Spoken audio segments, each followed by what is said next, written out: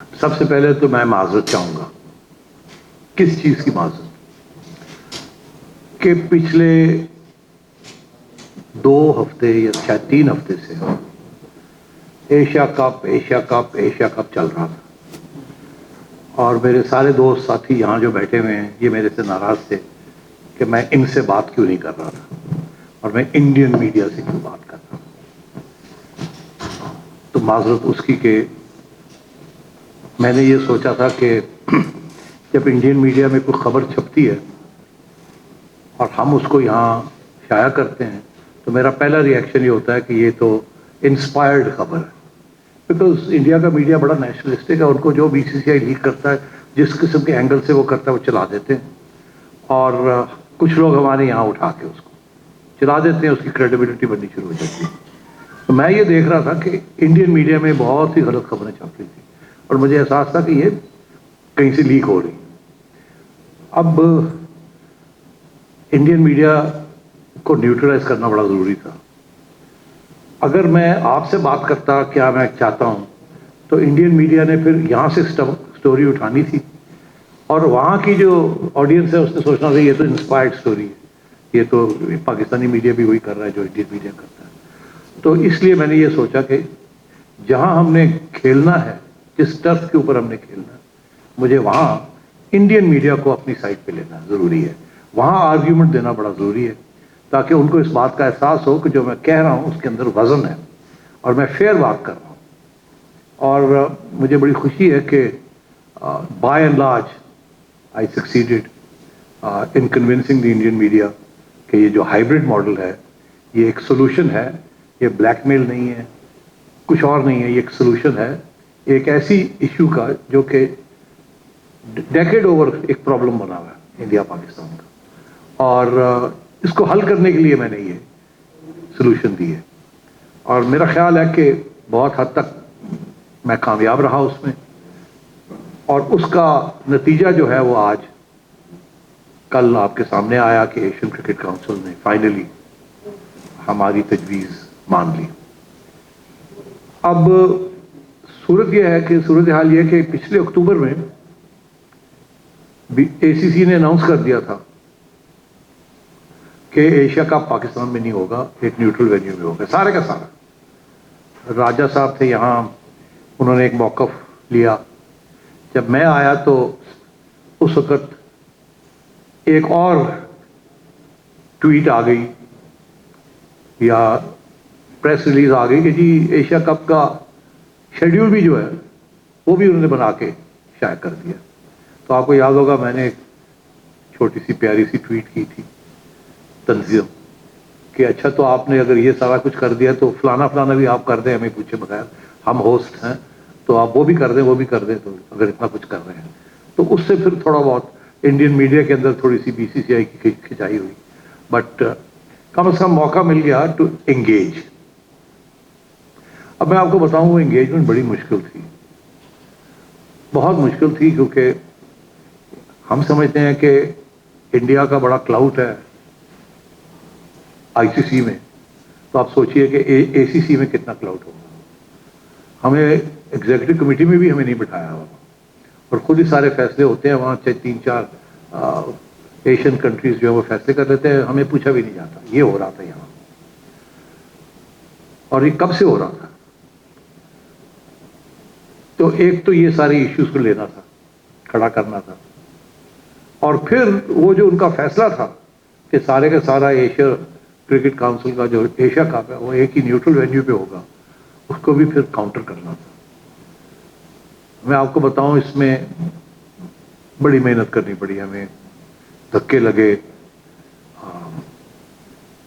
بات سننے کے لیے کوئی تیار نہیں تھا، کیونکہ ان کا یہ موقف تھا کہ یہ تو فیصلے ہو چکے ہیں، آپ you are Johnny come lately, آپ کو کیا پتا ہوتا یہ فیصلے ہو چکے ہیں، اس کو نہیں چھیڑ سکتے آپ. بہرحال دبئی میں میٹنگز میں نے کی، کچھ اوپن میٹنگز تھی، کچھ خفیہ میٹنگز تھی. بحرین میں ہم نے میٹنگز کی، کچھ اوپن میٹنگز تھی، کچھ خفیہ میٹنگز تھی بحرین کے اندر بھی. زوم کے اوپر پتہ نہیں کتنی کالز کی ہیں ہم نے، کبھی ایک ممبر کے ساتھ، کبھی دوسرے ممبر کے ساتھ، کبھی اس کو سمجھا رہے ہیں، کبھی اس کو سمجھا رہے ہیں. بڑی محنت کرنی پڑی، یقین کریں. اور پھر جا کے یہاں ہم پہنچے ہیں کہ ایشیا کپ جو ہے وہ ہم ہی ہوسٹ ہیں. وہ تو ہمیں کہہ رہے تھے اگر آپ کوئی ایشو ہے آپ کے لیے تو ہم آپ سے لے لیتے ہیں ہوسٹنگ رائٹس. پہلے بھی ہوئی ہے، ہم لے لیتے ہیں آپ کی ہوسٹنگ رائٹس، سری لنکا کو دے دیتے ہیں. آفٹر آل سری لنکا نے بھی دی تھی ایک وقت ہوسٹنگ رائٹس بنگلہ دیش کو میرا خیال ہے. تو اس لیے یہ تمہیں بات ہی نہیں ہے، تو آپ کو کنسلٹ کرنے کی کیا ضرورت ہے؟ آپ کہتے نہیں کھیلیں گے نہ کھیلیں، and so on and so forth. تو اس کا نتیجہ یہ نکلا ہے کہ اب فائنلی ہائیبرڈ ماڈل، اے سی سی کی جو پریس ریلیز ہے اس کے اندر لفظ آیا ہے کہ ہائیبرڈ ماڈل. تو میں سمجھتا ہوں یہ ہماری بڑی وکٹری ہے یہ قسم کی، کہ ایٹ لیسٹ مان تو گئے ہیں کہ ہائیبرڈ ماڈل چل سکتا ہے اور چلنا بھی چاہیے. اس کی اہمیت آپ کو جب ہم آگے جائیں گے تو اس کو آپ کو سمجھ آئے گی اس کی اہمیت کیا ہے اور کہاں جا کے یہ ہمارے لیے ایک نیگوسیٹنگ ٹول بنے گا یا نہیں بنے گا. But for the time being میں اسی کے اوپر فوکس کرنا چاہ رہا ہوں. اب اس سچویشن میں ان لوگوں کی کوشش تھی کہ ورلڈ کپ کو لنک کیا جائے اس کے ساتھ. مطلب یہ کہ آپ کھیلیں گے انڈیا میں کہ نہیں کھیلیں گے. اور وہ ایک لے کے بیٹھے ہوئے تھے کہ پہلے وہ آپ بتائیں ہمیں پھر ہم ادھر آئیں گے ایشیا کپ کے ساتھ. تو وہ بھی ایک مسئلہ تھا کہ ان کو الگ رکھنا، کیونکہ ہمیں کیا پتا ورلڈ کپ جب ہوگا تو یہاں کون سی حکومت ہوگی، کیا حکومت پاکستان کا موقف ہوگا. یہ فیصلے جو ہے سیکیورٹی ریلیٹڈ فیصلے یہ تو آسٹریلیا بھی کرتا ہے، ہیومن رائٹس کے اوپر کرتا ہے، انڈیا سیکیورٹی ایشوز کے اوپر کرتا ہے. ہم بھی کر سکتے ہیں کیونکہ ہمارے بھی سیکیورٹی ایشوز ہیں. 2016 میں آپ کو یاد ہوگا ہم نے وینیوز چینج کروائے تھے اینڈ سو آن. تو ان کو الگ رکھا، بڑی پریشر تھا اس کے کہ ان کو جوڑے. اگر ہم یہاں کچھ میچز آپ کو دیتے ہیں تو پھر آپ کو انڈیا میں آ کے کھیلنا پڑے گا، یہاں تک کہ جی احمد آباد میں کھیلنا پڑے گا، فلانی جگہ کھیلنا پڑے گا. یہ اور وہ پروپیگنڈا انڈین میڈیا میں چل رہا تھا، اس کو بھی رکھنا تھا دور. تو خیر اب ہم یہاں پہنچے ہیں کہ 15 سال کے بعد ایک ملٹی لیٹرل ایونٹ یہاں ہونے جا رہا ہے. آخری میرے خیال 2008 میں تھا. اور یہ جو طویل جرنی تھی ہماری، ٹریول آف تھا، یہ شروع ہوا پی ایس ایل کا ایک میچ لاہور میں، پھر 4 میچز، اور چلتے چلتے چلتے اب سارے میچز پاکستان میں ہو رہے ہیں. اور اس وقت پہلے زمبابوے کی ٹیم کو بلایا 2014 کے 14-15 زمبابوے آئی. لوگوں نے کہا یار ہے کہ تسی بڑی ٹیم بلاؤ، مگر وہ قطرہ سمندر بنتا ہے تو برف کو توڑنا تھا. زمبابوے آیا، پھر انٹرنیشنل 11 لے کے آیا.